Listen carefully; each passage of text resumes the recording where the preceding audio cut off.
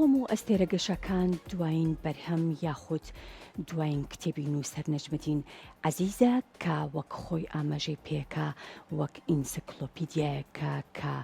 ژیان و بەرهەمەکانی یاخود کۆکراوەی ژیان و بەرهەمەکانی بەشێکی زۆر لە هونەرمەندان و ڕۆشنبیرانی کوردە.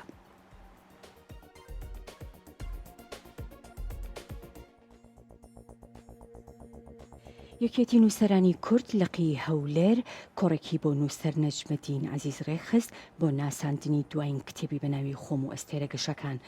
لە لەدوانێکدا بۆ کورتسات مەگەزین بەهادین جەلال مستەفا کە کاری هەڵەتشینی و پێداچوونەوەی بۆ ژمارە کتێبی کردووە باسی لە ناوەڕۆکی کتێبەکە کرد کە پێنجەمین بەرگی بە چاپ گەیاند و وەک ئینسیکلۆپیدیایەک باز لە بەرهەم و ژیانی چەندین هونەرمەند و کەسایەتی ڕۆشنبیری دەکات لە هەرێمی کوردستان.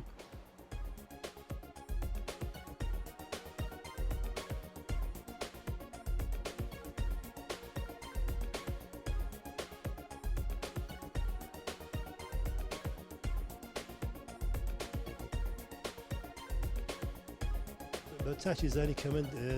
ئەرچی هەڵەستنی و زمانەوانەکە بگرمەست و پاش ئەوەی کە هەموو ڕۆژە ئەو شتەکانی بڵاو دەکردو لە سایتی خۆی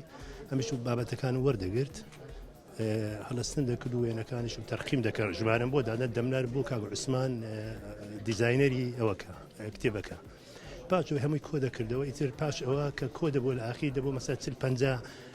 ئەوەک بڵێن نووسەرێک یا هونەرمەندێک بەس ئەدیبێک اینجا پاش کۆکردنەوەکەی دەمان ناردۆ بۆی بە PDF شتیوان ئەویش تەرقیمی دەکردو پێی تەسەسوولەکەی تر پاش ئەو دەچوو بۆ چاپ و ئیتر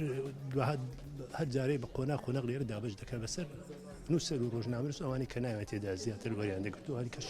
وەکو دیاری پێیان دابش دەکات بەسەریان.